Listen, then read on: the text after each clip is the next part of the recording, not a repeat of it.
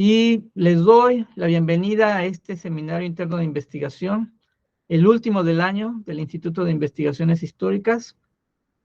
Y en esta ocasión, pues, tenemos el tema Reflexiones sobre feminismo y religión durante el siglo XX en Baja California. Y nos acompañan la doctora Sara Musotti y el doctor Pedro Espinosa Meléndez del Instituto de Investigaciones Históricas. Entonces podemos decir que este va a ser un evento principalmente interno, por así decirlo. Y voy a permitir leer alguna semblanza de los participantes. La doctora Sara Musotti es investigadora en este instituto. Ella es doctora en Ciencias Políticas y Jurídicas, con temas sobre el movimiento del 68 mexicano y la matanza del 2 de octubre en el contexto de la Guerra Fría en Latinoamérica.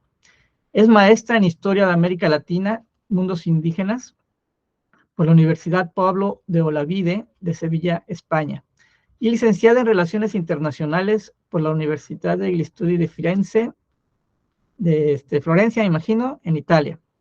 Realizó 3 estancias de investigación financiadas por la Secretaría de Relaciones Exteriores de México, en el Centro de Estudios Históricos del Colegio de México, el Centro de Relaciones Internacionales de la Facultad de Ciencias Políticas y el Instituto de Investigaciones Jurídicas de la UNAM.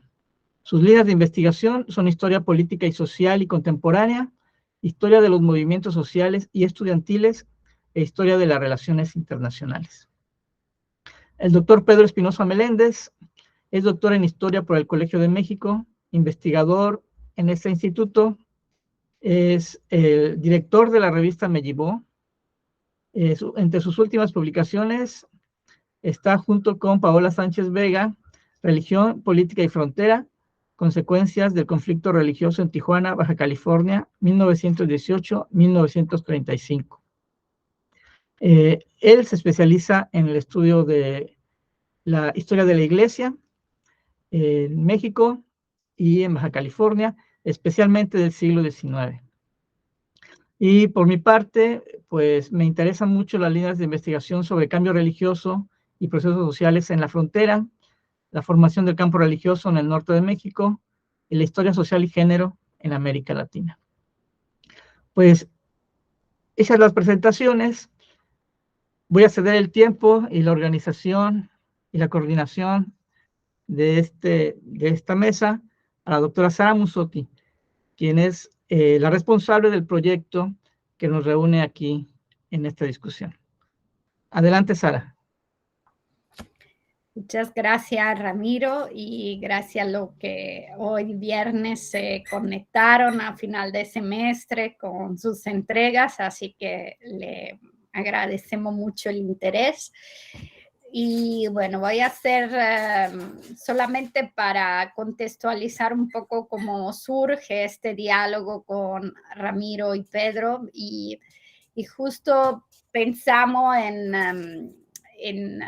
como nombre, como título a esta sesión del seminario, de darle lo de reflexiones, porque justo pensamos en compartir nuestra experiencia a partir del proyecto, que aún no se acaba, entonces más que resultado pensamos que era más correcto hablar de reflexiones, ¿no? Y bueno, el proyecto es parte de la convocatoria especial de apoyo a necesidades regionales de la SEP. Y bueno, nuestro proyecto, el título era Mujeres, Marxismo y Movimiento Social en Baja California, 1964-82.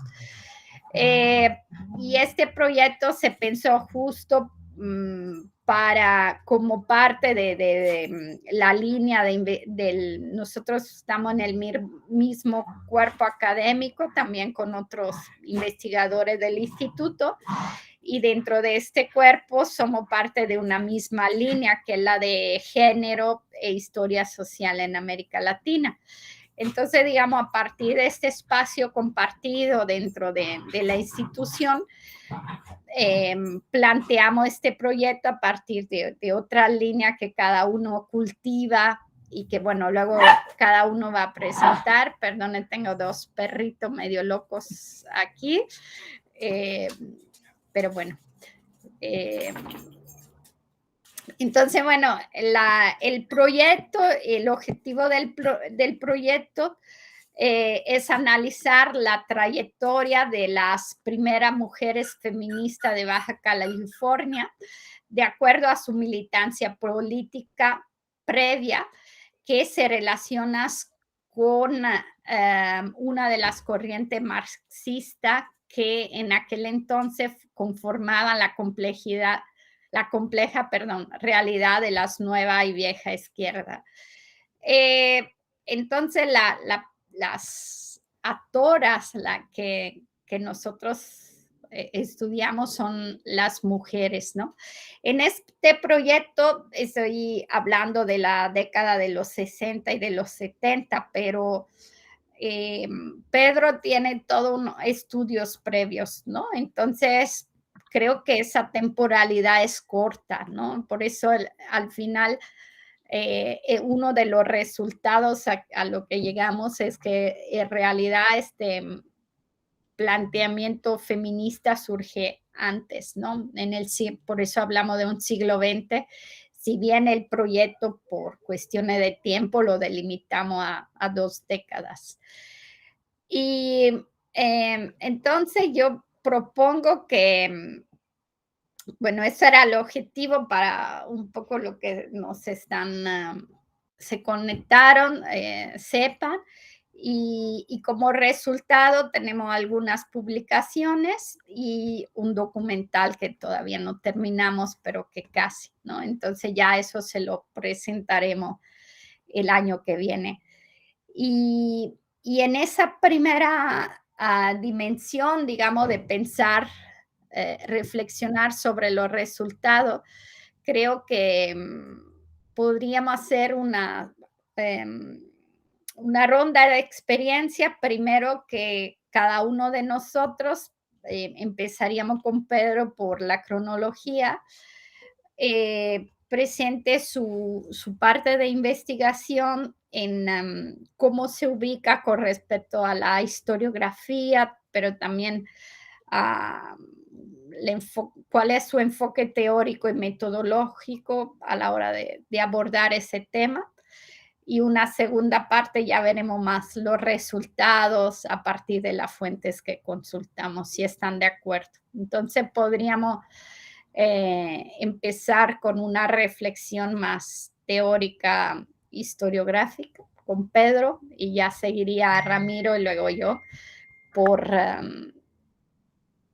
el orden cronológico, ¿no? De que trabaja cada quien.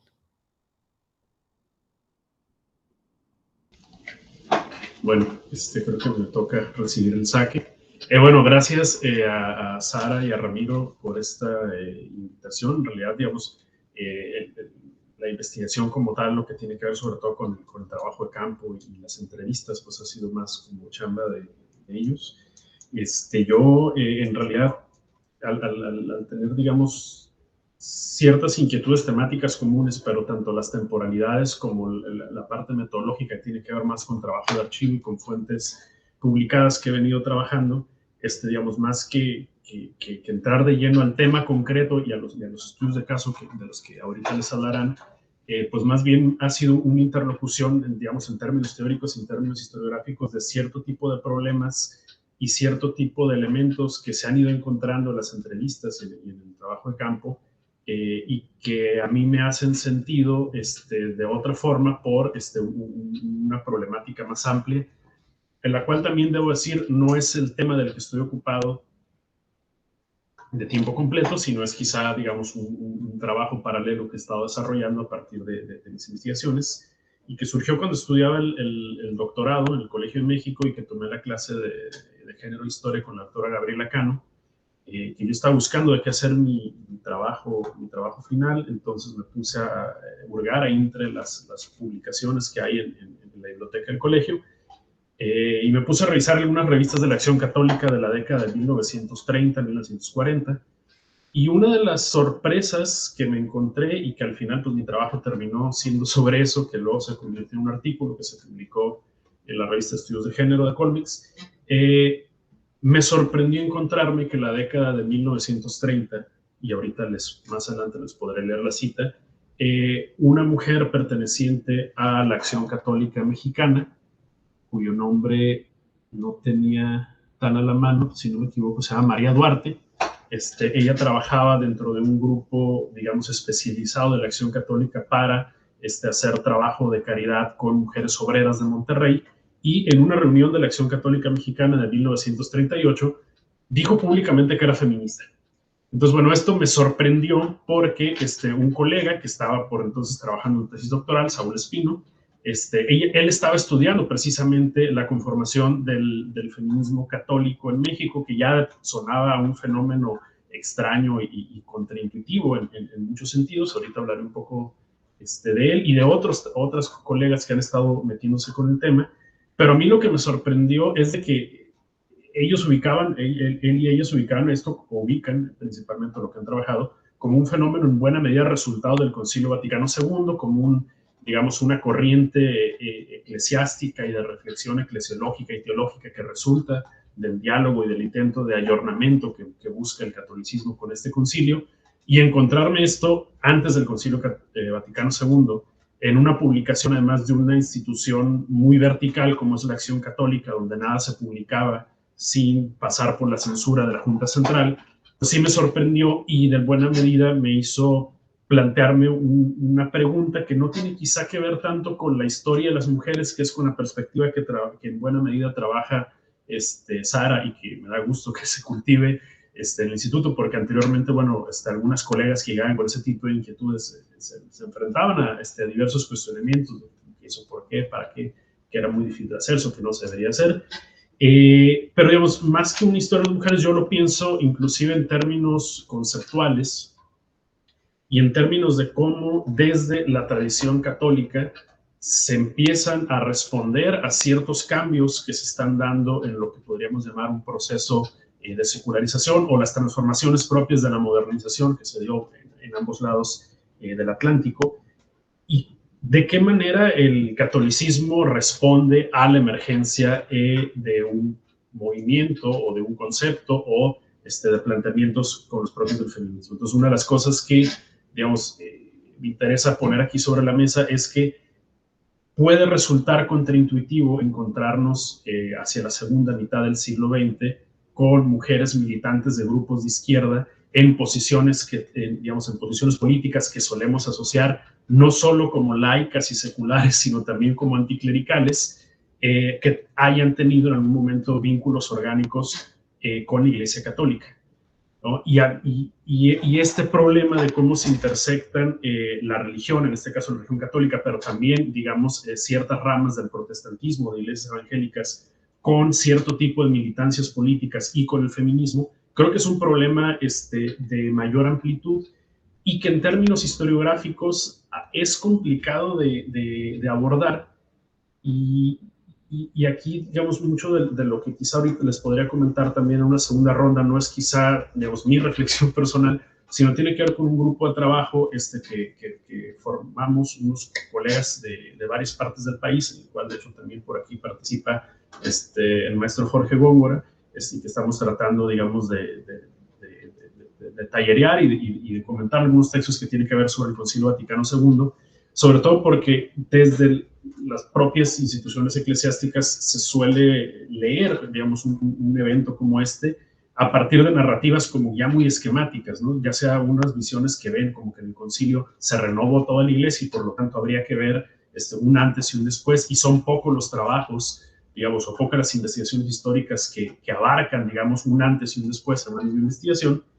Y por otro lado, cierta tendencia, ya sea desde la propia mirada católica que dice, no, pues es que al final no cambió gran cosa porque el concilio lo único que fue hacer de manera diferente lo que ya se hacía, o también posiciones seculares que dicen que son más las continuidades que las rupturas. Entonces, yo, digamos, un poco el puente que he intentado tender es entre, digamos, estos trabajos más enfocados en el estudio de lo que pasa con la religión y la política entre lo que llamaríamos los 60 globales y el mundo, digamos, conciliar o posconciliar con las trayectorias previas, ¿no? Entonces me parece que hay un problema, digamos, que ciertos elementos que van apareciendo en el campo y quizá en el archivo, sobre todo de lo que han estado encontrando Sara y Ramiro, que pueden rastrearse un problema más amplio, que sería pues, cómo desde, no solo, y ahorita también hablaré de eso, no solo desde la Iglesia Católica, sino en general desde el cristianismo,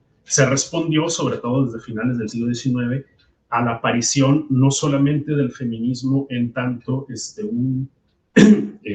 digamos, un movimiento social, sino también la aparición del concepto y cuáles eran las implicaciones, o cuáles han sido las implicaciones del concepto de feminismo, cuáles son el tipo de experiencias de la temporalidad, que es algo que también a mí me interesa, que estaban en juego.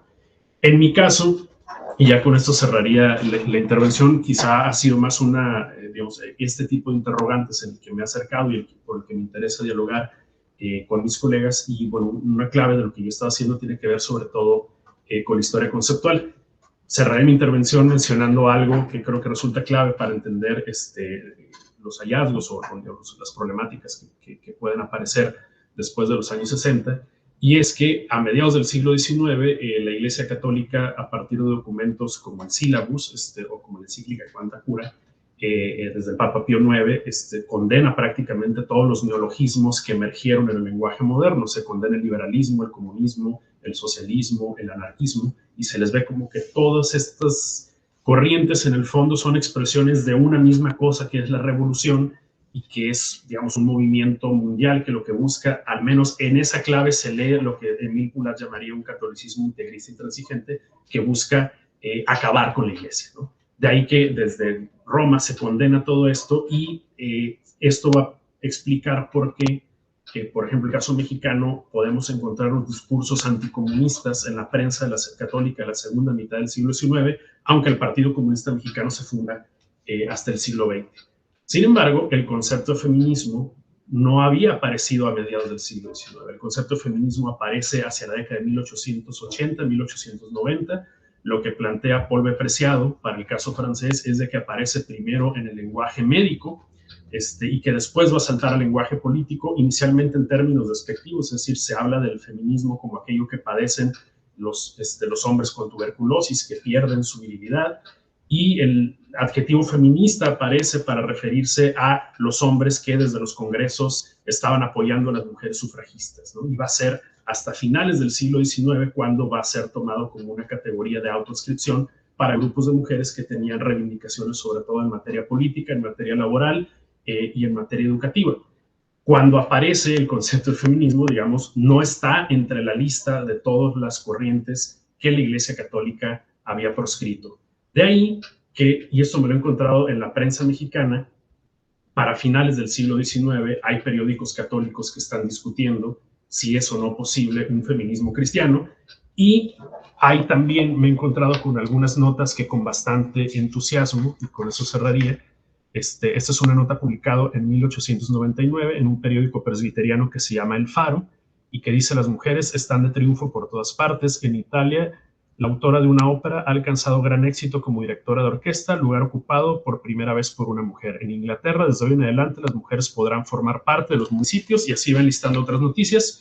Y esta nota muy entusiasma de un periódico presbiteriano se llama El Feminismo, ¿no? Es decir, pareciera que hay digamos, al aparecer este concepto que cristaliza un montón de reivindicaciones políticas, empieza a surgir, digamos, un interrogante no solo para la Iglesia Católica, sino para otras iglesias cristianas. ¿Qué hacemos con esto?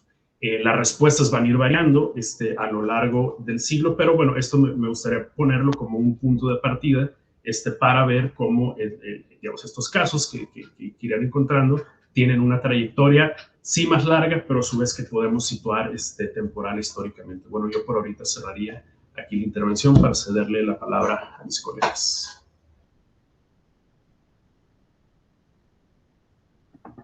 Muchas gracias, Pedro, y gracias. Cada vez que te escuchamos aprendemos algo más y podemos pensar este feminismo y esa postura política de una forma más compleja, ¿no? Ramiro, adelante, tienes la palabra. Muchas gracias, Sara. Pues en lo que toca a los elementos historiográficos, teóricos y metodológicos de los que hablaba Sara, yo podría decir que el objetivo de la parte de la investigación que elegí es abordar la historia de la participación de las mujeres en las agrupaciones marxistas desde una historia social de la religión, o una sociología histórica de la religión, como quiera que se le quiera ver. A mí me parece que las dos son básicamente, parten de los mismos postulados, utilizan básicamente las mismas herramientas teóricas y conceptuales y las fuentes también.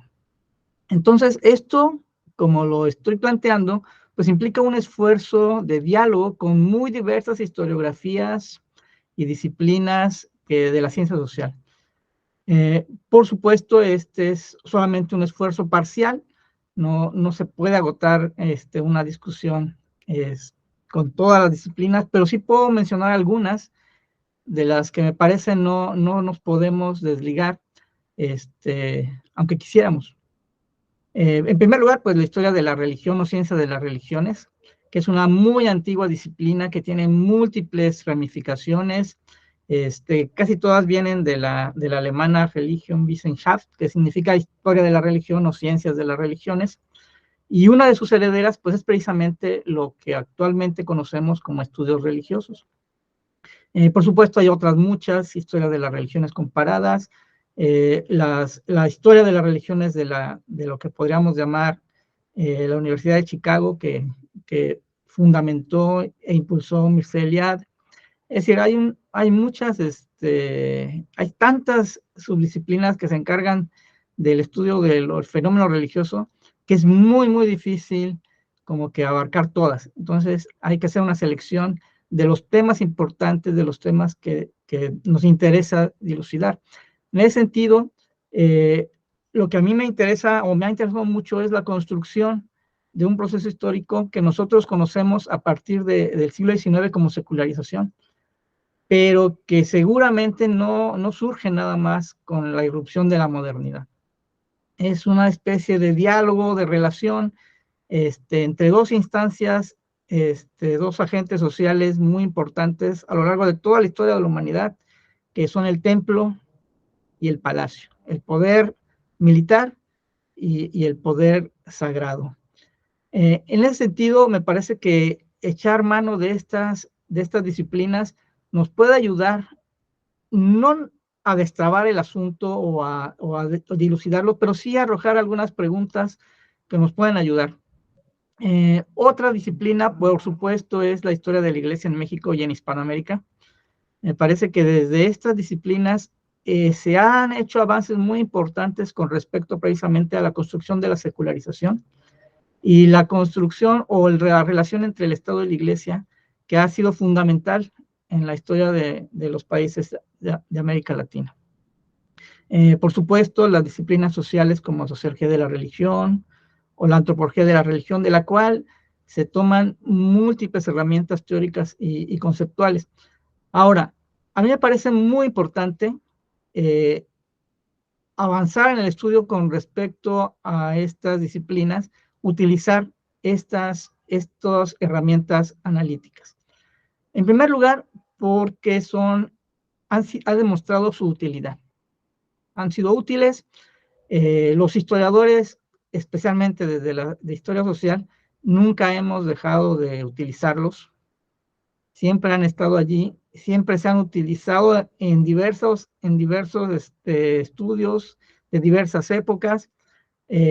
Yo sé que hay algunos historiadores que tienen algunos reparos, pero esos mismos historiadores que han impugnado el uso de estas herramientas transdisciplinarias, las utilizan también.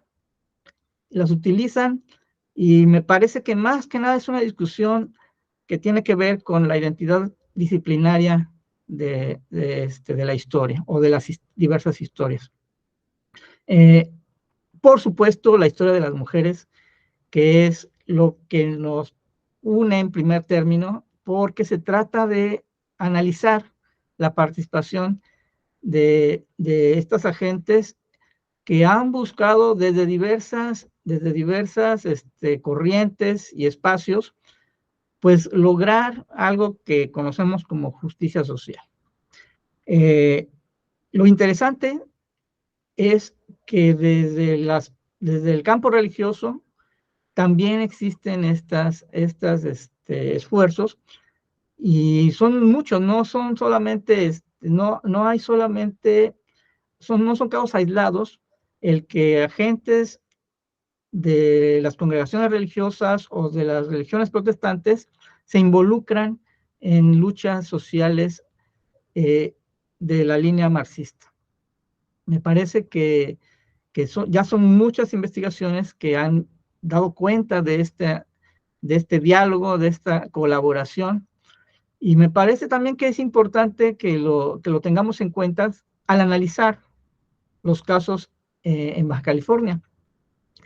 Con respecto a las herramientas teóricas o analíticas, me parece que el campo religioso permite relativizar la diversidad de enfoques que nos encontramos aquí, e incluso recurrir a algunos de ellos en forma simultánea.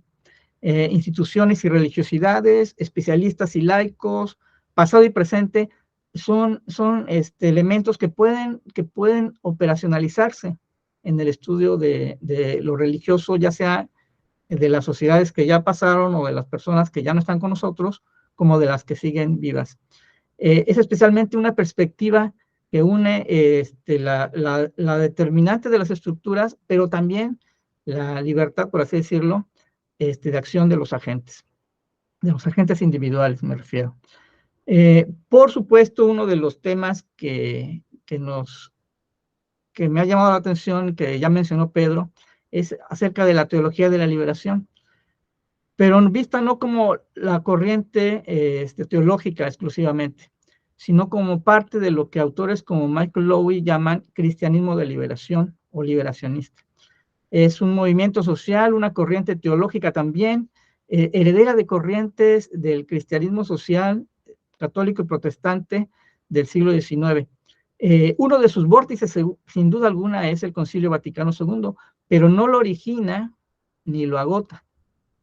Entonces, me parece que en ese sentido, los casos que hemos localizado en Baja California, o los agentes que hemos localizado en Baja California, pues presentan prácticamente todo esto que les he platicado.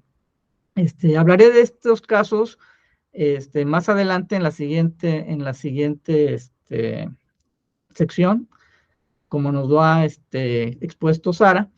Y aquí yo le daría la voz a ella para que nos explique desde su perspectiva cómo ve este asunto de las líneas de investigación, de los conceptos y las teorías. Adelante, Sara. Muchas gracias, Pedro, y Ramiro también por sus reflexiones más teóricas, ¿no? Historiográficas. Bueno, en mi caso, la definición como del tema fue, si bien, digamos, existe una historiografía, ¿no?, sobre el tema de las mujeres en ese paso, digamos, de la década de los 60 a los 70, ¿no? Bueno, hay mucha diversidad. Ustedes han hablado del tema de la teología de la liberación, de las mujeres católicas, y, digamos, lo podemos enfocar desde diferentes puntos de vista, ¿no? Aparte de ser mujeres, hay otros ejes interseccionales que definen, ¿no?, a estas mujeres. Y en mi caso, los ejes de intersección que me interesaba ver era justo ver el eje de la edad, es decir, las mujeres jóvenes como actores específicos, es decir, y no solo el elemento etario, ¿no? Sino más bien el elemento generacional, cómo marcó a estas mujeres, y aparte el elemento político, es decir, limitarme a las mujeres que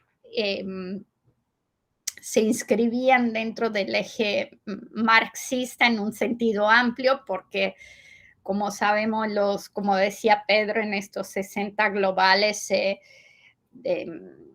dentro del espectro del marxismo se dan toda una serie de ruptura, de surgimiento de agrupaciones, entonces dentro de eso surgen muchos movimientos sociales, partidos políticos, donde las mujeres participan, pero que durante mucho tiempo se dejaron invisibilizadas, ¿no? Y especialmente en el movimiento del 68, tal vez que el más conocido, pero donde ya existe una historiografía sobre la participación de las mujeres en estos movimientos. Y justo los estudios sobre el feminismo en México, ¿no? Ponen el énfasis de que el feminismo en México surge a partir del 68, ¿no? Digamos de la segunda ola, me estoy refiriendo de esa etapa, no me refiero a la anterior, ¿no? Por supuesto que hay toda la parte que estudia Pedro, ¿no? Ya más relacionado con otra temporalidad, pero con el feminismo de la segunda ola sería en México el punto de inicio, el movimiento del 68 y luego la creación de los primeros grupos feministas ya desde finales de los 60 y principios de los 70. Entonces, y es justo a partir de muchas veces de una doble militancia política, es decir, las mujeres se reconocen dentro de estas vertientes de las izquierdas y entonces, como decía Ramiro, con una reivindicación de justicia social compartida, de un cambio político, un cambio democrático que piden en el país por su especificidad y que digamos el elemento también con respecto al resto de América Latina, pero también que ven que dentro de estas organizaciones de izquierda no tienen el espacio que quieren en cuanto a mujeres, ¿no? Son sociedades que se basan en una organización misógina, ¿no? Entonces, a partir de esa doble entonces muchas de ellas deciden no dejar la militancia de izquierda, pero entran al feminismo, ¿no? Entonces se definen como mujeres de doble militancia justo por ese doble nivel, ¿no? Doble reivindicación que llevan a la vez, que a veces se critica de que si es doble militancia o no, pero digamos es un concepto compartido especialmente en América Latina para dar, digamos, pie a ese doble involucramiento de las mujeres. Y a nivel nacional, seguramente Ana Lau son de la que más han estudiado, ¿no? De ese tipo de historia de estos primeros feminismos de segunda ola en México, pero a partir de la Ciudad de México, ¿no? Faltaban estudios sobre las entidades, no hay mucho estudio al respecto. Y bueno, entonces, para mí, digamos, el eje de estudio a partir de lo que ya se ha escrito desde América Latina, desde el país, ver cómo las mujeres en esta zona fronteriza entran y se involucran en estos años, ¿no? Si también hay una doble militancia, si hay el marxismo y qué otro elemento influyen en esas mujeres al vivir en la frontera, ¿no? Entonces, como la migración, qué otros factores hacen que esta intersección sea más compleja, ¿no? Y Y luego, bueno, justo dialogando con Ramiro y Pedro, que digamos el campo religioso, el elemento religioso es un aspecto fundamental de sus investigaciones. Yo nunca lo había tomado en cuenta en mis investigaciones previas, porque justo era a partir de este eje donde, digamos, dentro del marxismo el elemento religioso no se considera como un elemento definitorio. Entonces, a partir de este diálogo, empecé a decir, pues voy a buscar también con ese tipo de mujeres que estoy estudiando, cómo viven ella la religión, ¿no? Entonces, para mí fue muy enriquecedor dialogar con Ramiro y con Pedro, porque sí me hizo tomar en cuenta el elemento religioso también en algo que parece que no tenga nada que ver, no sea definitorio, ¿no? Pero, entonces, bueno, ese es el elemento de unión. Y otro elemento que, pensando en la parte más metodológica, yo pues llevaba aquí digamos, mi espacio geográfico no era generalmente Baja California, lo he ido construyendo en estos 5 años que llevo aquí. Entonces, primero hice una revisión de la historiografía sobre lo que se ha escrito, ¿no? Sobre historia de la mujer o estudio con un enfoque de género en esta región, bueno, no solo en Baja California, sino en el noroeste. Y parte de esa investigación la compartí con una colega que también era parte de nuestra línea, pero que ya no está, que está en otra institución, Isabel Povea. Y entonces, bueno, también tenía ese diálogo previo que me ayudó a revisar esta historiografía, ¿no? Y a partir de esa historiografía se puede ver otro elemento, por ejemplo, como la violencia, ¿no? Cómo la violencia en esta región fronteriza también empieza a hacer que las mujeres tomen cierto tipo de postura política o cierto tipo de acciones.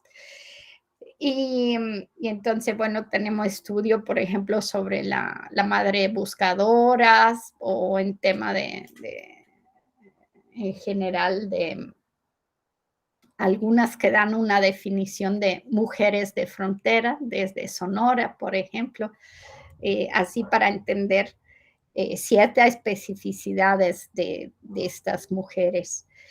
Y entonces, digamos, el foco son las mujeres, pero como sabemos, no es suficiente hablar de mujeres, ¿no? Hay que buscar otros factores que las definen, que las diferencien, que nos permitan entender y definir un cierto objeto de estudio.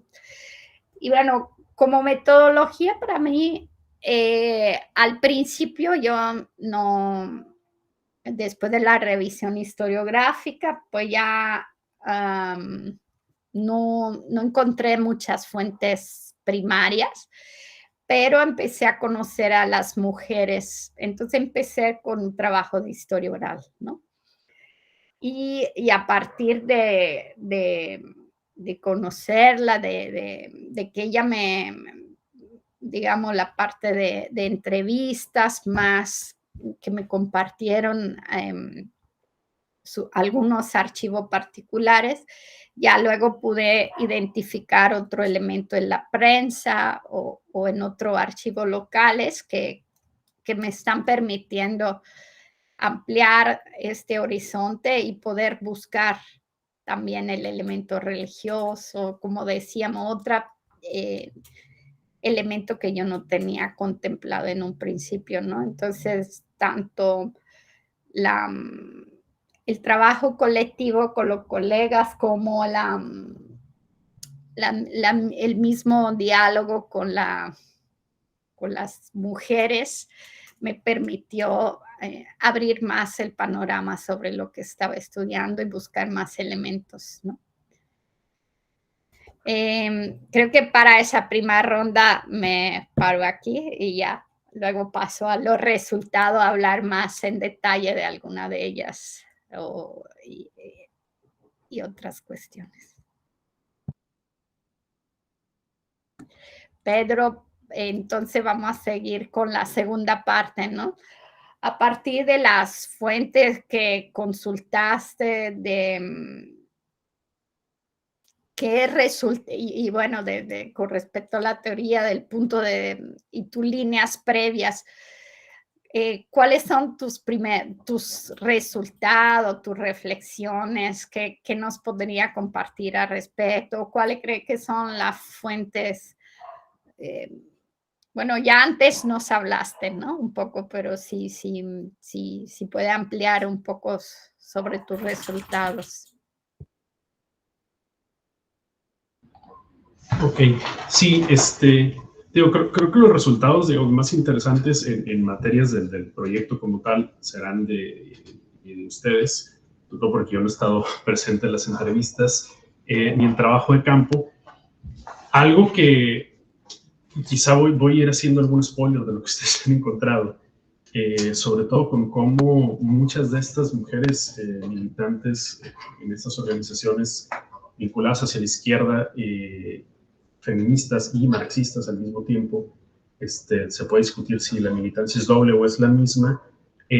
Previamente habían tenido, digamos, una militancia política en el ámbito eclesiástico y cómo además se encontraban conectadas con, digamos, con ciertas redes a nivel nacional.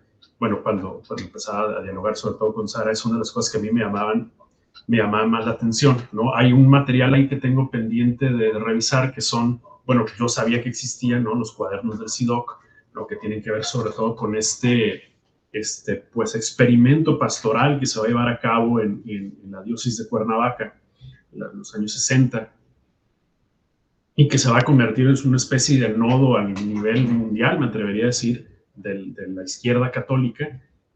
Bueno, encontrar que había personas que habían estado vinculadas con eso, bueno, me pareció por un lado sorpresivo y me llamaba la atención porque, bueno, en el caso de Baja California, y debo decir, la historia religiosa no la tenemos tan mapeada, sobre todo de los años 60 en adelante, ¿no? Bueno, ahí yo no me he terminado de meter con eso. Por acá anda uno de nuestros tesistas que se está metiendo con ese tema. Está también por ahí la tesis de Paola, que ya no le falta mucho de salir, y creo que, bueno, serán elementos que permiten contextualizar mejor estas trayectorias. Una pregunta, Dios, quizá más que resultado, como la pregunta que no me he dejado de hacer es, ¿cuál es la diferencia que habría entre, digamos, estas militancias políticas feministas vinculadas al catolicismo, voy a hablar más del catolicismo que de la Iglesia Católica, en la segunda mitad del siglo XX, con lo que yo me he encontrado previamente? Y les quería leer una cita que es quizá lo que me hizo poner la atención al tema, que se publicó en la revista Acción Femenina, que era la revista, el órgano de comunicación de la Unión Femenina Católica Mexicana desde la década de 1930. La revista todavía existe, ¿no? Por si a alguien le interesa estudiar esta parte del tema más contemporáneo y ver qué dicen de estas cosas, quizás será una fuente interesante. Pero esta es una cita de 1938 y dice: se tilda a las mujeres católicas de retrógradas que por su alianza con el oscurantismo son incapaces de identificarse con las ideas avanzadas de los tiempos. Nada más falso que tal afirmación. Muy por el contrario, las mujeres católicas se mantienen al tanto del movimiento feminista del mundo y su participación en él es eminente. Queremos declarar en esta ocasión que no nos asustan las ideas avanzadas. Vivimos vigilantes de nuestros propios destinos, queremos realizarlos y apoyados también nuestra razón y nuestro saber, y no solo en el saber y la razón del hombre, porque no habrá defensor más legítimo de la mujer que la mujer misma, y la trabajadora, la que lucha fuera del hogar contra viento y marea, sorteando peligros de toda especie, morales y materiales, la que no sabe rendirse a la fatiga, que airosa lleva la frente limpia vuelta al sol, la que hace de su bienestar personal y de su familia y que contribuye poderosamente a la riqueza nacional, que aparte de todo esto sigue siendo el alma de la familia, manteniendo incólume la unidad del hogar con todos los bienes estimables inestimables que también forma a muchos santos y muchos héroes de la patria. Bueno, la cita se extiende más.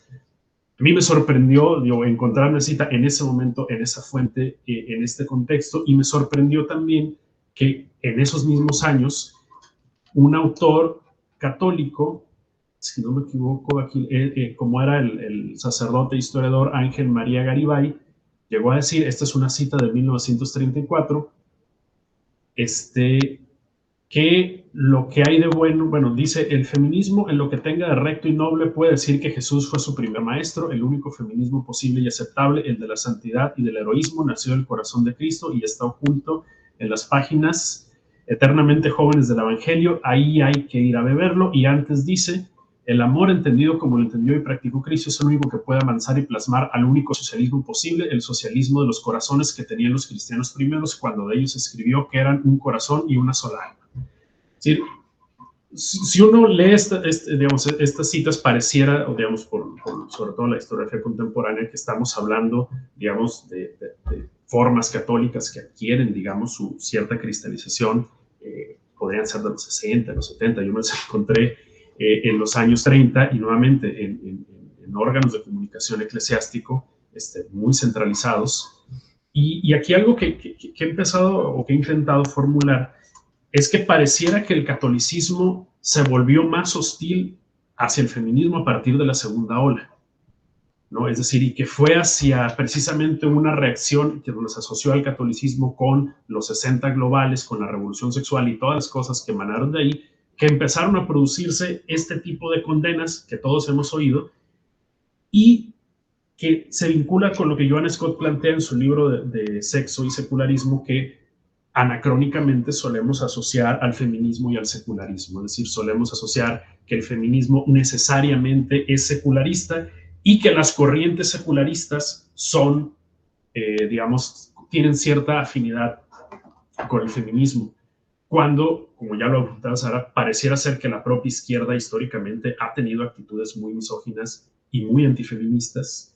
Digamos, si uno lee lo que se discutía sobre el feminismo de posiciones seculares desde el final del siglo XIX, uno no distingue si son autores católicos o no. Pero por otro lado, como también ha habido ciertos elementos, digamos, religiosos, cristianos, que se han mostrado afines hacia ciertas reivindicaciones en materia de los derechos de las mujeres. Eso por un lado. Pero por otro lado, lo que sí creo que se puede observar una ruptura es que las trayectorias, y esto, digamos, parte del diálogo que he tenido con Sara, pero pienso también en trabajos de colegas como Mariana Gómez Villanueva, que está, digamos, explorando esta parte en la Arquidiócesis de México, cómo, digamos, muchas militancias feministas o de otras formas de izquierda pasaron por el catolicismo, pero eventualmente lo dejaron, ¿no? Y creo que eso tiene que ver con una dimensión que a veces se nos, digamos, en la teoría de la religión, como que no terminamos de asimilar si entendemos la secularización como el declive de la religión o como su desinstitucionalización.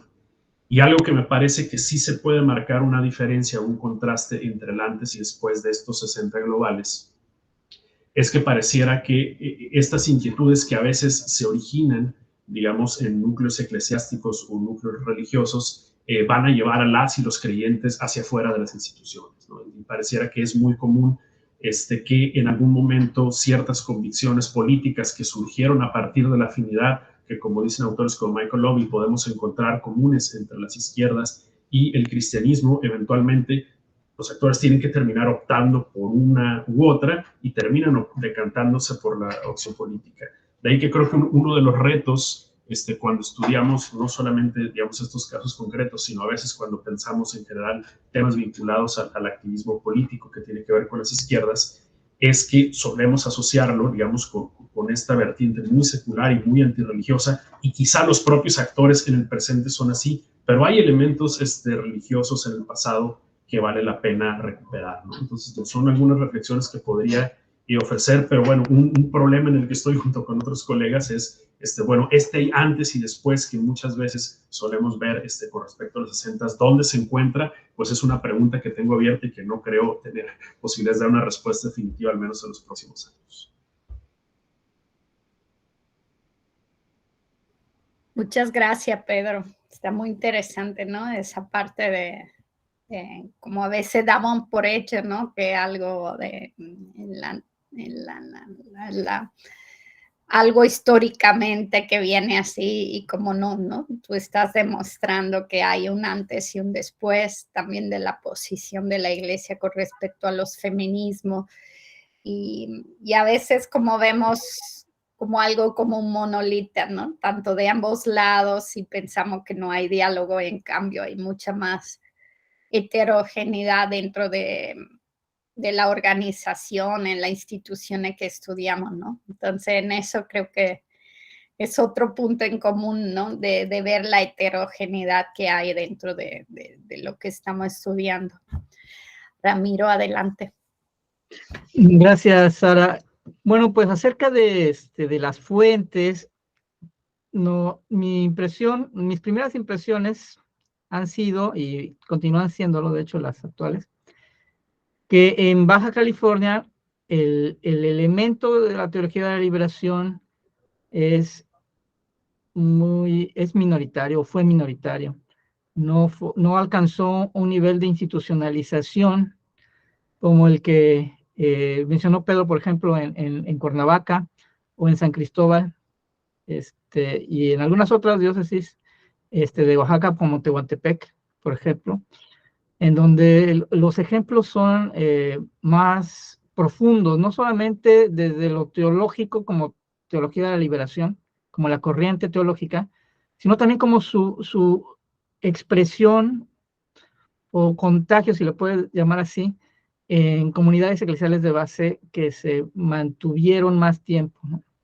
Es posible que los ejemplos en México no son tan profundos ni tan continuos como en Centroamérica o en Brasil, que es donde la teología de la liberación encontró un espacio institucional más fuerte y así fue combatida igual que en México. En el caso de Baja California, los ejemplos son escasos, pero existen. Ahora, esto tiene varias implicaciones. Las primeras entrevistas exploratorias que sostuvimos con algunas personas aquí en Tijuana, pues mencionaban a dos monjitas, ¿verdad? Que trabajaron en los 60, 70 y que pertenecían a esta línea, a esta corriente. Sobre todo las entrevistas que realizó Sara, pues le dieron vínculos más concretos con Marie-Noël Montel-Chaler y Nicole Disbach Rochefort, que fueron, la segunda es de la que tenemos ahorita más pistas, porque trabajó en la UABC y fue Víctor, la conoció y conoce gente que la conoció, y entonces yo creo que ahorita Víctor es nuestro mejor amigo, y para poder rastrear la trayectoria de estas mujeres, y aparentemente por lo que tenemos hasta el momento, en el caso de Nicole, ella sigue algo la trayectoria que mencionaba Pedro, de gente que elige, a final de cuentas, entre su pertenencia religiosa y su compromiso social. En un primer momento, estos están unidos. Sobre todo, si espero que encontremos rastros de ella en SIDOC, si no, pues sería una lástima, pero yo espero que sí la podremos encontrar. Vemos que están unidos hasta cierto punto. Ahora, en México y en general en América Latina, el papado de Juan Pablo II fue terrible para la teología de la liberación y para todas las experiencias que desde los obispados o las diócesis se realizaban en esta línea de pastoral. En el caso de Baja California, que no tuvo una profundidad desde el inicio, pues también tuvieron obispos muy expertos en el combate a la teología de la liberación. El mismo Posadas Ocampo, pues él fue el que desmontó esta línea pastoral en Cuernavaca. Entonces, pues no nos podríamos, aparentemente los obispos que tuvo la diócesis y después la arquidiócesis han sido contrarios totalmente a esta línea. Y es por eso que los casos que nos han mencionado de sacerdotes ligados a esta tendencia, pues son muy escasos, son escasos. Y también vemos los bandazos, ¿no? Si no te sales de la iglesia, como parece ser fue el caso de Nicole, muy parecido al de Iván Illich, entonces te quedas y combates la teología o a las comunidades eclesiales de base, como es el caso de Onésimo Cepeda, ¿no? que él estuvo en Cuernavaca ayudando a Méndez Arceo, y después fue uno de los que instrumentaron el desmantelamiento de la pastoral allí, en esa diócesis. Y parece ser que en Baja California existen algunos casos similares. Nos hemos encontrado también que los seminarios fueron fundamentales para esta línea teológica y pastoral. Y en el caso de Baja California, con la tesis de Saúl, pues nos encontramos que este seminario no lo fue. Aparentemente nunca tuvo esas discusiones, a pesar de la efervescencia que tuvo el Concilio Vaticano II. Esto nos hace, o me hace pensar que en Baja California, como espacio periférico de la Iglesia Católica Mexicana, pues no contó con una corriente o este tipo de corrientes que permitieran que fuera un campo propicio para estas experiencias.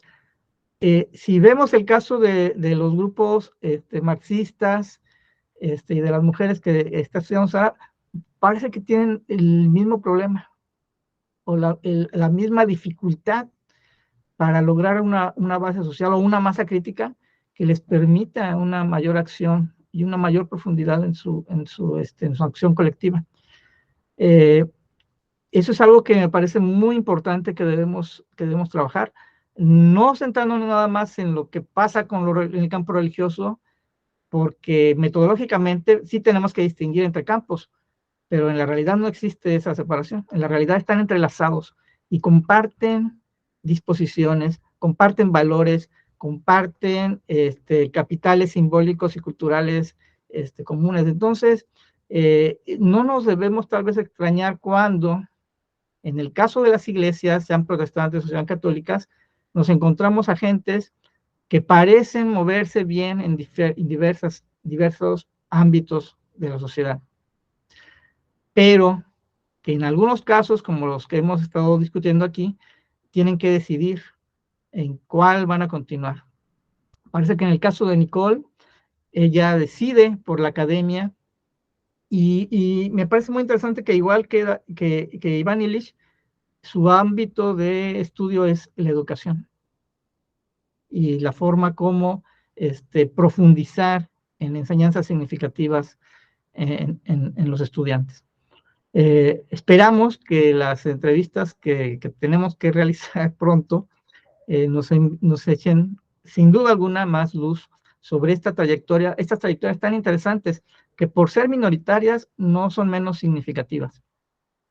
Acerca del campo religioso, pues ya lo mencioné un poco, pero sí creo que vale la pena como que profundizar en la trayectoria del campo, porque el caso de las mujeres que estuvieron trabajando en la iglesia desde esta línea de la teología liberacionista, como en el caso también de las mujeres militantes de izquierda, pues nos encontramos con un espacio social en el que no existió, en el caso religioso, un régimen de cristiandad, donde no hubo una base social de la misma forma que en las regiones centrales de la Nueva España.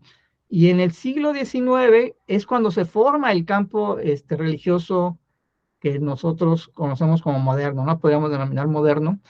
Y no significa nada más que la iglesia se separa del Estado. Sin duda alguna, ese es uno de los ejes importantes.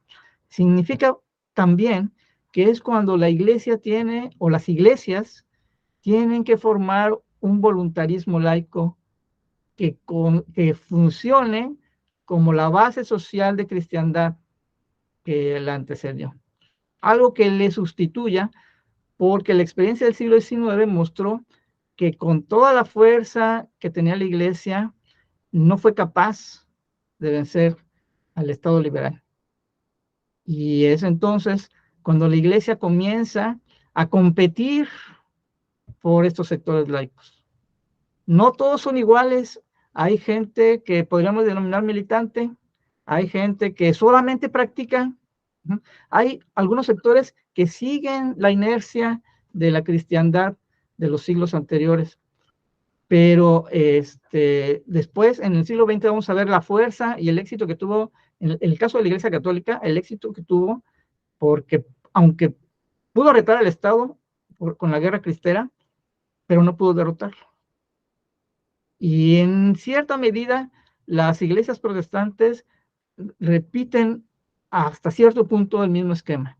Son minorías que logran cierto éxito en algunos sectores laicos porque tienen instituciones de asistencia social o de servicio social que les permite llegar a realizar su propaganda religiosa con cierto éxito. En el momento en que la pierden, entonces los protestantes no pueden continuar y nunca en la historia de México han logrado traspasar el 1% de la población. Me estoy refiriendo a las denominaciones protestantes, las que, como la metodista, la presbiteriana, la bautista, tal vez la bautista sea la más exitosa de ellas. La oferta religiosa que en realidad va a competir en estricto sentido con el catolicismo, pues son los pentecostales.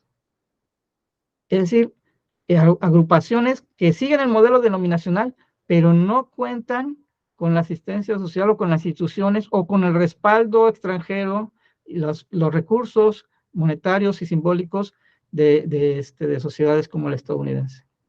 Eso me parece que también es digno de estudio, que podría echar no solamente luz sobre lo que pasa con las iglesias protestantes o evangélicas, sino lo que pasa con los sectores católicos de las cuales ellas necesariamente se tienen que nutrir. No pueden evitarlo, no tienen cómo inventar una base social más que quitándosela al catolicismo. Bueno, eso con respecto al campo religioso, y me parece que ya es hora de que deje la voz a Sara. Adelante, Sara.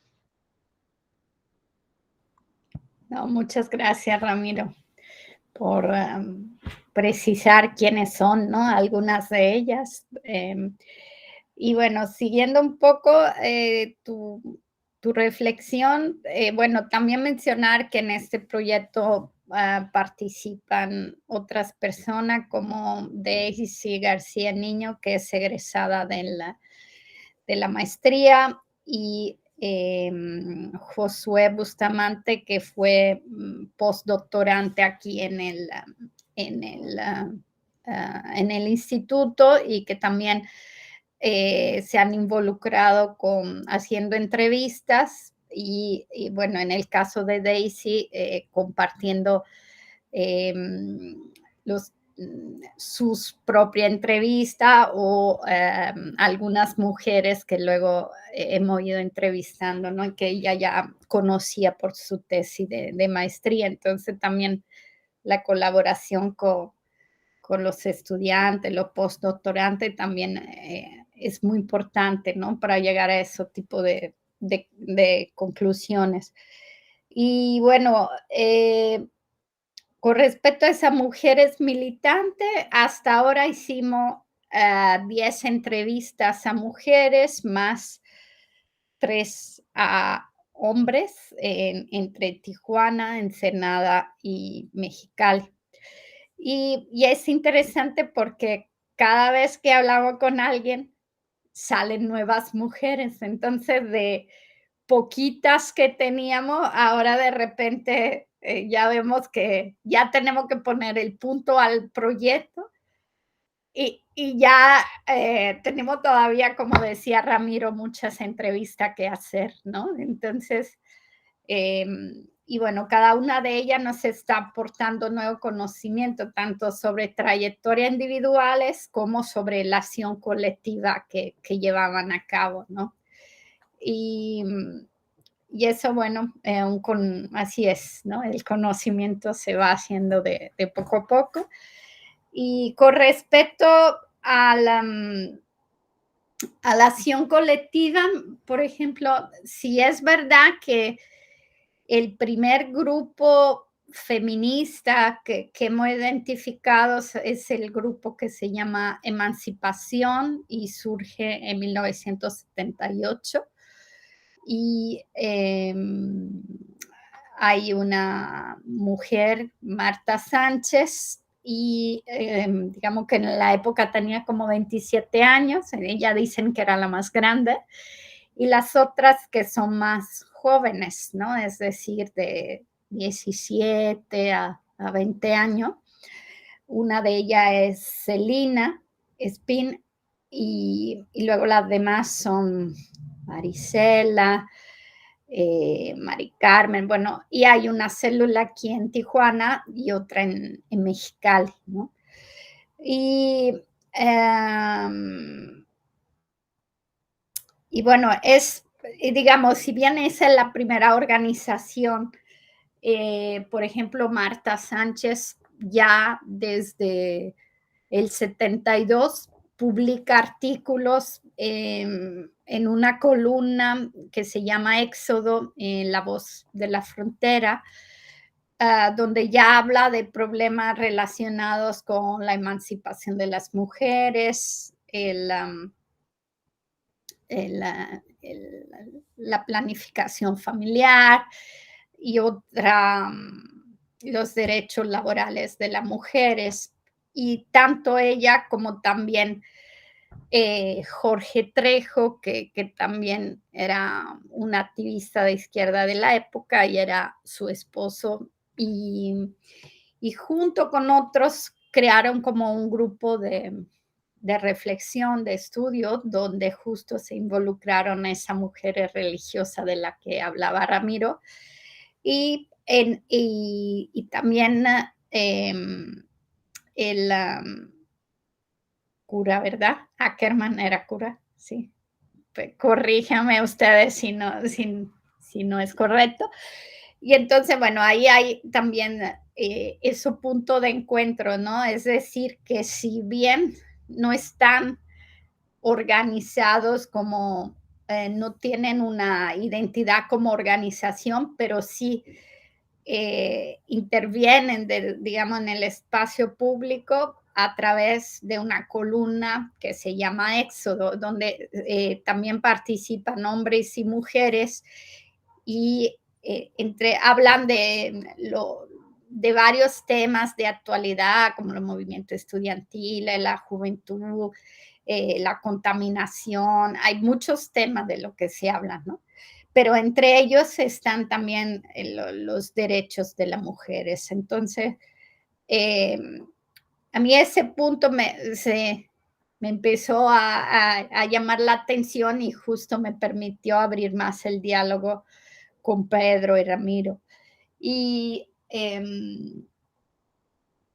luego justo Marta me contaba que se reunían en un pequeño espacio que rentaban en el centro y donde participaban también otro activista, por ejemplo, del Partido Comunista, que él se formó en la Unión Soviética. Entonces tenemos como perfiles muy diferentes, pero que coincidían en un mismo espacio y que, digamos, tenían reivindicaciones comunes que publicaban en esta columna que se llamaba Éxodo. Y Y bueno, entonces a Marta Sánchez me parece que justo hablando de la década de 60 y 70 es la mujer más que incorpora elementos de la década de los 60 así como de los 70, porque ella primero participa en el movimiento médico en la Ciudad de México y luego de ahí, sobre todo su esposo, Jorge, y él fue uno de los que por la represión, sufrió mal la represión, desaparecieron su expediente, entonces a no poder ejercer en la Ciudad de México se mudan aquí a Tijuana. Los dos son originarios del estado de Guerrero, ¿no? Y entonces tenemos el elemento de la migración, tenemos una participación previa en movimientos sociales que cuestionan, que tienen demanda gremiales, pero también de democracia en el país. Y luego, bueno, llegan aquí a Tijuana y de aquí siguen con esa militancia, pero desde otro lugar, ¿no? Y ese espacio donde confluyen esos diferentes personas me parece interesante, ¿no? Había otro médico también que participaba con ellos en este grupo, digamos, de intelectuales, ¿no? Y luego las otras mujeres, en cambio, vienen del PRT, del Partido Revolucionario, y donde, bueno, como es tendencia ya en México, digamos, el partido donde las feministas tienen una voz, ¿no? Donde hay un eje feminista entre sus reivindicaciones, entonces muchas se forman en el PRT. Y la especificidad del grupo de aquí de Tijuana es que además aquí llega la novia de uno de los integrantes del PRT, que era francesa, que se conocieron en Estados Unidos, es trotskista también. Y entonces proporciona a las jóvenes de aquí toda una serie de lectura, abren un círculo de estudio. Y entonces ese elemento me parece interesante, ¿no? Como hay un elemento de conexión, no es ese elemento internacional como para las dos mujeres que mencionaba Ramiro, que son una francesa y una belga, y luego está esa otra mujer francesa también. Entonces, ya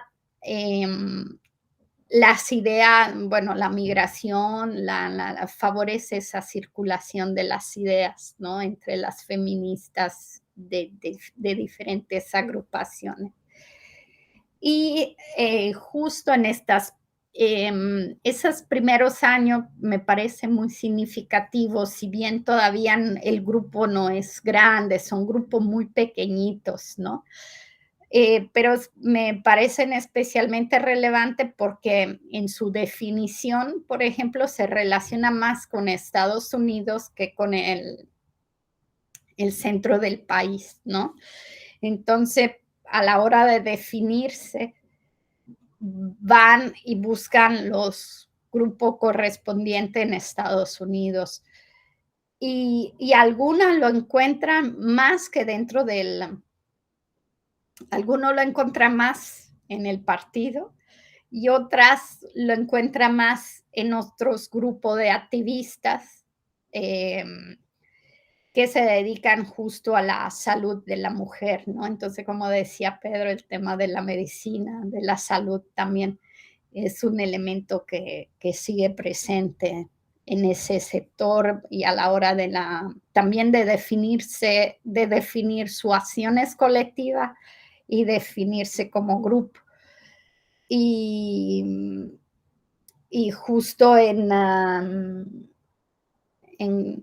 hay un grupo de mujeres latinoamericanas que justo hacen actividad de apoyo a las mujeres latinoamericanas en California, que apoyará sobre todo una de ellas donde Celina entrará en diálogo, se formará con ella y entonces el tema del aborto será muy central justo por esa formación en el ámbito de la salud reproductiva de las mujeres, la maternidad también y el tema de la violencia en contra de las mujeres, ¿no? Ese es el otro eje que está presente.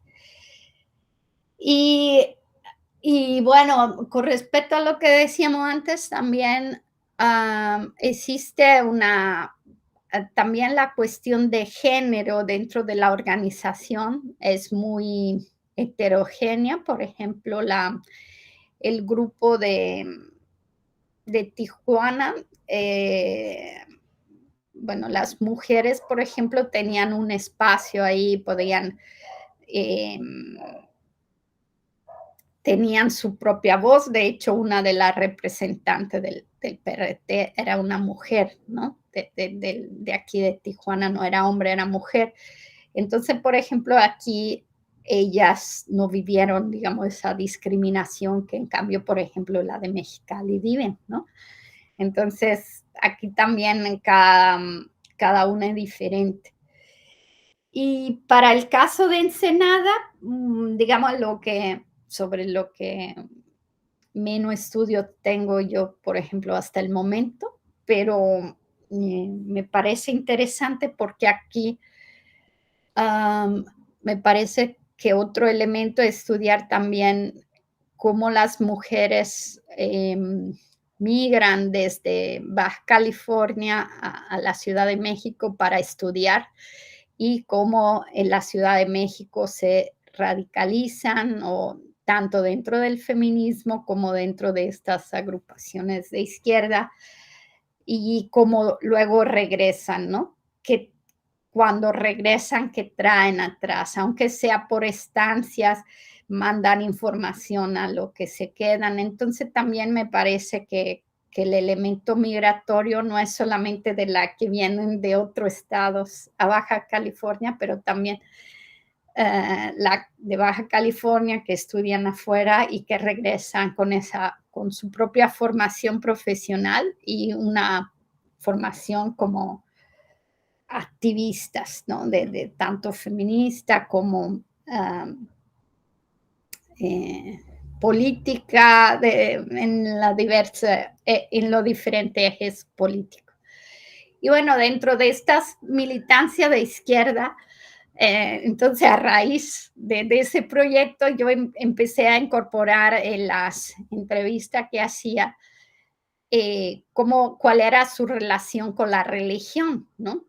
Entonces, pensando que no era relevante, ¿no? Y entonces las respuestas fueron muy diferentes y muy enriquecedoras, ¿no? Por ejemplo, hay algunas mujeres mencionan que, bueno, para todas, ¿no? Que su infancia se da en un contexto muy católico, entonces para ellas, a partir de la represión que viven en su infancia, relacionan justo la misoginia con la religión, ¿no? Entonces, digamos, ya en la adolescencia se vuelven atea y justo estas reivindicaciones marxistas le permiten desvincularse y tomar conciencia de esa dominación que vivieron desde la infancia.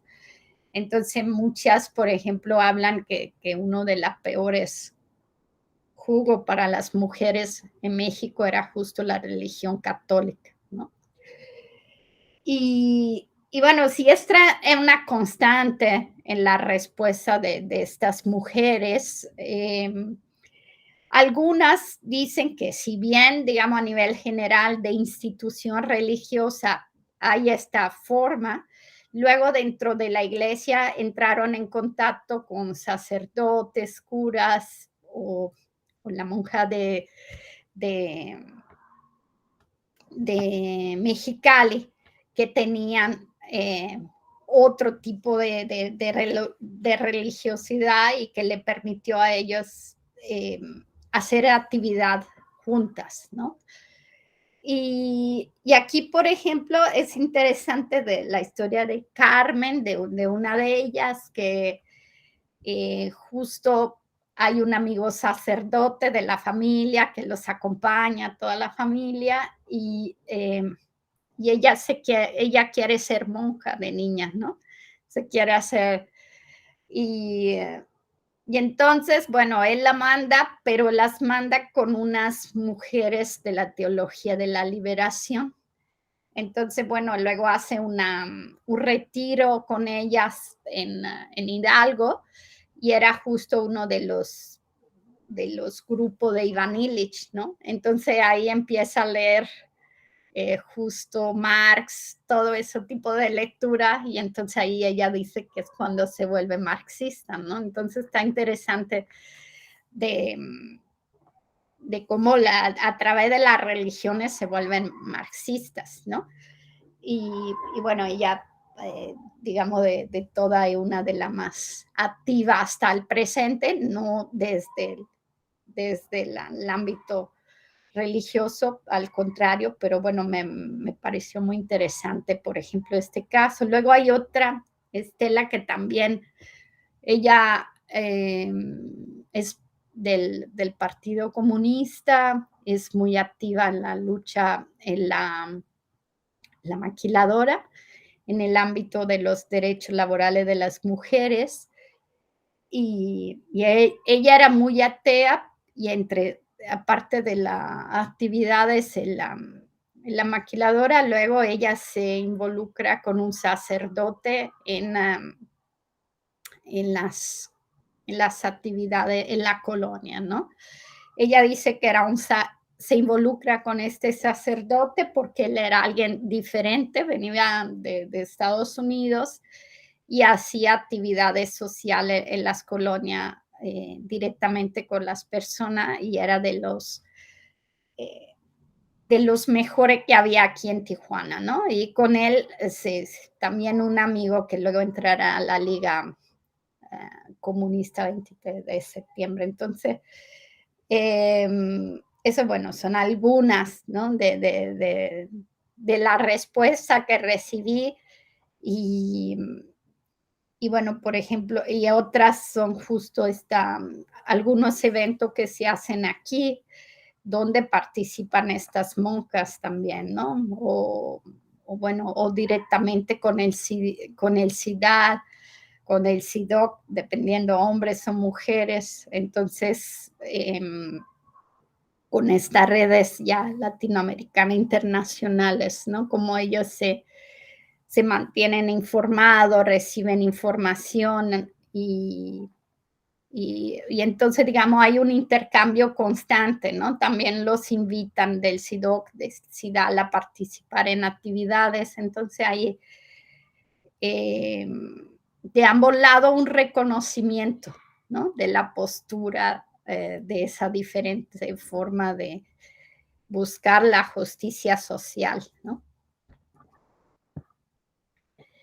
Y bueno, no sé si para concluir, si tengan otras reflexiones, Pedro, Ramiro, o si quien está conectado quiera participar, adelante.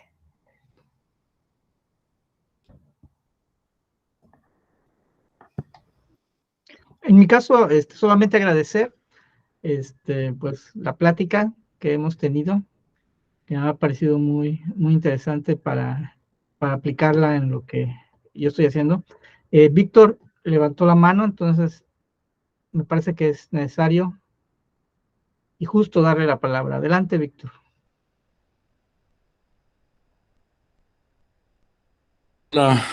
Hola.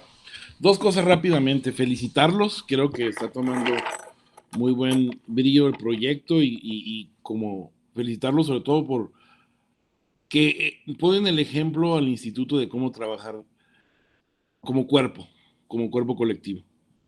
En verdad es auténtico mi comentario mi felicitación, y creo que conjugándose varios saberes, se pueden llegar a resultados de investigación prometedores en cuanto al descubrimiento de esta otra faceta de la historia baja californiana. Yo tengo un comentario y sugerencia, y la segunda es una pregunta como para incitar el debate. Lo primero sería si han contemplado hacer estudios tipo, ahorita lo que están haciendo los que estudian izquierdas, sobre todo en el Estado de México, con Raimundo Mier, sí es Mier, ¿no? El chileno que está en el colegio mexiquense, es estudiar los libros, estudiar la militancia, y él lo estudia desde otros proyectos como la edición, o sea, las editoriales de izquierda. Y yo me pongo a pensar ahí en un perfil como el de Marta Hanecker, ¿no? Que empieza en la Acción Católica Chilena, que ella es católica en sí misma, y que sus conceptos fundamentales de materialismo histórico llevan 66 ediciones hasta la fecha del siglo XXI. Está muy influenciada por Althusser, un católico marxista. Entonces, quiero que a lo mejor mi sugerencia es, o si es posible para ustedes investigar las propias bibliotecas de las personas que están entrevistando, ¿no? Que tengo entendido que el de Nicole, creo que se desapareció parte de sus cosas, fue un poco vandaleada y después anexada por otra persona a su casa, pero a lo mejor las bibliotecas pueden ser muy útiles, ¿no? Como para encontrar esas fuentes primarias, porque así el cuerpo doctrinal analizas los libros que tienen y luego puedes hacer réplicas. Y finalmente, la pregunta, a lo mejor puede ser que me da la impresión o la pregunta es, ¿ustedes consideran que una persona atea, una mujer atea, que ha sido formada en el catolicismo y después la militancia y el despertar y la práctica de izquierda la hace renunciar al catolicismo y autoconcebirse como atea, supondrá que en la práctica va a tener una serie de va a persistir el catolicismo en cuanto a aquello de amarnos los unos a los otros, ¿no? Que es lo que quiere en algunos pasajes y en algunas interpretaciones institucionales Jesús, ¿no? O sea, amarse los unos a los otros. Es decir, ser ateo en lo religioso no supone la eliminación de una ética católica de amor por el otro. ¿Ustedes creen que coexiste eso en los casos de estudio? Entonces es mi pregunta. Y de nueva cuenta, felicitarlos. Está muy chingón el proyecto.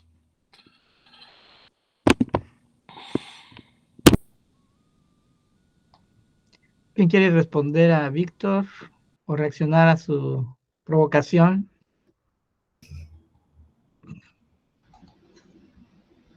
Bueno, lo que mencionaba de la biblioteca, digo, es parte como del clavado, ahí nos falta echarnos porque, por ejemplo, ya lo adelantaba un poco, bueno, Sara, una de las cosas que le comparten, que tienen que ver con archivos personales, son materiales provenientes del CIDOC, ¿no? Entonces creo que ahí, digamos, sí sería un elemento interesante y también rastrear no solamente ese corpus documental, y sobre todo vincularlo con esta parte que a lo mejor se puede, digamos, acceder desde la historia oral, que sería, bueno, ¿y qué hacían con esos textos? ¿No? ¿Los leían de manera individual, los leían de manera colectiva, hacia dónde se compartían y demás? Porque creo que esa sería, digamos, un recurso metodológico muy valioso que nos permitiría rastrear quizás cierto alcance, digamos, de estas redes de un catolicismo de izquierda, progresista, liberacionista, o, digamos, los adjetivos pueden ser variados, que ubicamos con nodos muy lejanos, pero que alcanzaban a Baja California.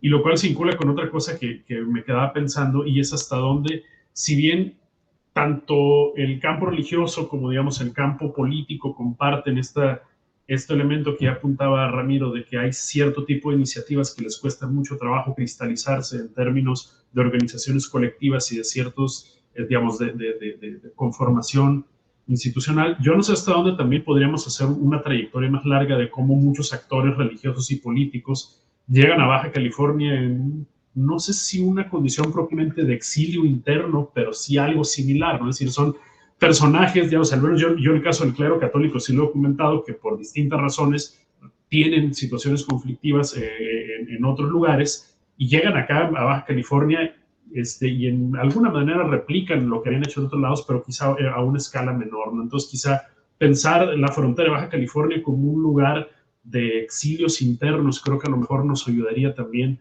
digamos, a entender muchas de esas trayectorias, ¿no? Esa es una parte. Y bueno, lo otro que mencionaba Víctor, digo, no, es complicado dar una respuesta porque algo que yo suelo plantear es que hay muchas maneras de creer y muchas maneras de no creer. De ahí que la dicotomía de creyente, no creyente, ya cuando uno analiza experiencias muy concretas, incluso al interior, digamos, de instituciones que uno pensaría no solo monolíticas, sino con estructuras militares y digamos, los jesuitas, por ejemplo, ¿no? Con votos de obediencia y más, uno se encuentra que hay muchas maneras, ¿no? de experimentar las creencias y de responder a los compromisos políticos que surgen de ahí. Entonces, yo diría que sí, pero también creo que sería interesante preguntarnos la ruta que, digamos, algunos de los conceptos que articulan esas experiencias han seguido. Entonces, por eso cerraré mi intervención. Hace tiempo me tocaba revisar un trabajo donde se hablaba de cómo uno de los articuladores de la experiencia de las mujeres católicas a comienzos del siglo XX era la búsqueda de justicia social. Y yo decía, bueno, me parecía interesante, pero me llamaba la atención que el concepto no aparecía como las citas textuales de las publicaciones católicas que se analizaban en ese texto. Me fui a buscar a Rerum Novarum y me di cuenta que ahí no se habla de justicia social. De hecho, las veces que la palabra justicia aparece adjetivada en esta encíclica, que es considerada, digamos, la fuente principal del pensamiento social católico, de lo que se habla es de una justicia natural, que se entendía la justicia, digamos, como una desviación del orden natural. Entonces, a mí me llama la atención cómo para la década de 1940, incluso los católicos anticomunistas ya están hablando de justicia social. Y aquí algo que creo que es interesante es cómo una manera en la cual solemos codificar el mensaje cristiano y en el cual suelen haber convergencias interdenominacionales. Creo que podríamos pensar que evangélicos, protestantes, católicos, ortodoxos podían estar de acuerdo, quizás salvo casos muy extremos como el de Milei, que dice que justicia social es igual a comunismo, que la justicia social, digamos, es un punto de convergencia de cristianos y no cristianos. Sin embargo, eso también es una historia, es decir, digamos, no era pensable para muchos católicos de finales del siglo XX que lo que buscaban era una justicia social porque el concepto no formaba parte de su lenguaje. Entonces creo que también hay una beta ahí interesante para pensar en esas trayectorias, ¿no? Que permiten articular experiencias políticas y religiosas, ¿no? Digamos, más allá de lo que un informante concreto pudiera respondernos, creo que hay también, digamos, esta doble vertiente con la que podemos aproximarnos, ¿no? Pues gracias por la pregunta y creo que se pueden abrir debates interesantes desde ahí.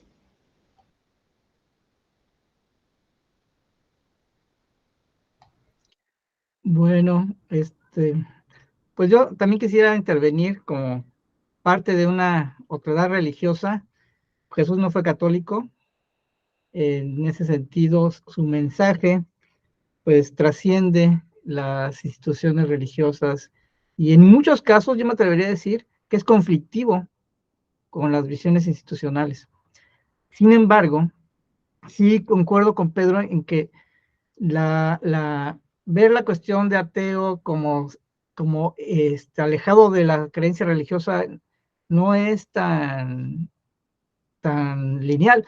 Hay incluso en encuestas en las que muchos ateos creen en Dios y practican algunas creencias o rituales religiosos, aunque se dicen ateos. Entonces, más bien me parece que es una cuestión que no debemos ver como dicotómica, pero sí podemos problematizar. La pregunta me parece totalmente legítima y yo creo que es útil pensarla y en ese sentido, que las pertenencias a cierto tipo de corrientes o identidades no son necesariamente excluyentes. aparentemente son excluyentes porque necesitan contrastarse, no existe una identidad en el vacío. Siempre tiene que haber una identidad, se construye en referencia a la otredad.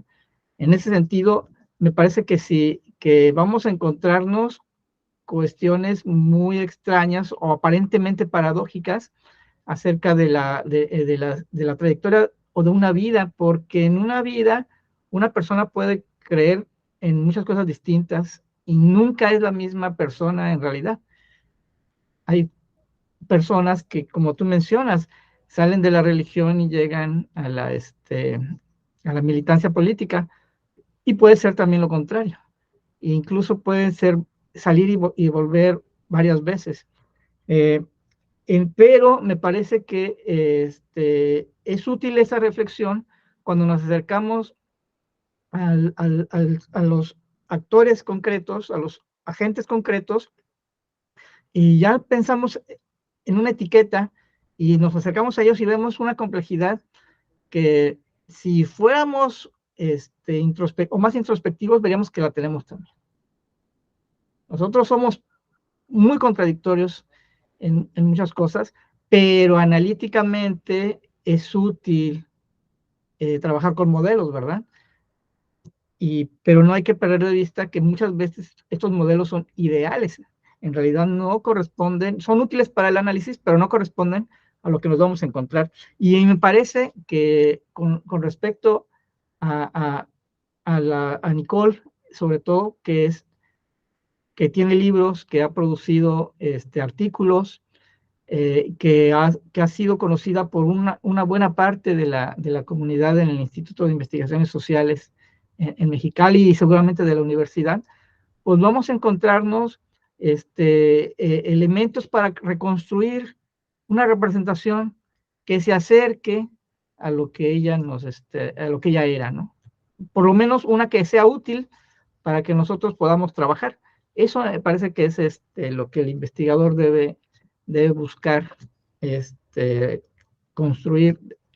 Es toda la ambición que me parece debemos tener. No sé si Sara quiere comentar algo o plantear otra pregunta.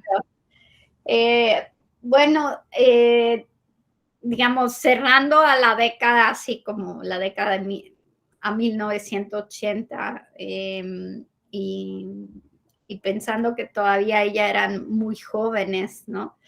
Entonces, sí me parece que lo que decía Víctor sería interesante, ¿no? Es decir, ver qué producen ellas, ¿no? En este caso.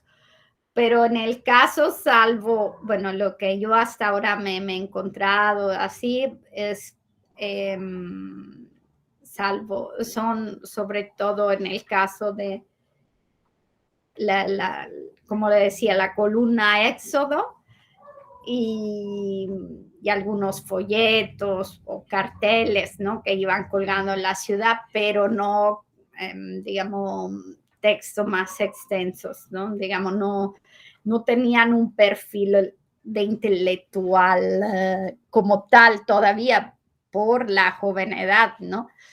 Entonces, y esa es una característica, también de la organización, también de una primera etapa, por ejemplo, del PRT, que aquí de la Liga, bueno, que todavía no era PRT, en la primera etapa, que se dedican más a la traducción de textos que venían del extranjero más que a la producción, ¿no? Porque estamos en una etapa inicial, ¿no? De estas organizaciones. Tal vez me parece lo que se podría hacer, como decía Pedro, hacer un análisis de la editorial de lo que ella leía, ¿no? Eso es a partir de la que ella leen, sí, pero todavía no hay una producción tan extensa, ¿no? Hay hasta finales de los 70 y ya hay mucho más en los 80. Entonces, yo creo que en una segunda etapa, por ejemplo, si ampliamos el proyecto a la década de los 80, seguramente ahí podríamos tener más resultado, porque también revisando alguna revista feminista que ya leen, que tienen guardada en su biblioteca, pero ellas todavía no participan, ¿no? Son lectoras, sí, son lectoras, tienen mucha, leen mucho, pero todavía no producen, ¿no? Porque todavía están en esa primera etapa de formación, digamos, ¿no? Entonces, sí, me parece que sería interesante, sobre todo si ampliamos el proyecto a la década de los 80, ¿no? Entonces, ver no solamente esa praxis, las acciones que hacen, sino también lo que escriben, lo que teorizan ella, ¿no? Cómo participan al debate más teórico como intelectuales.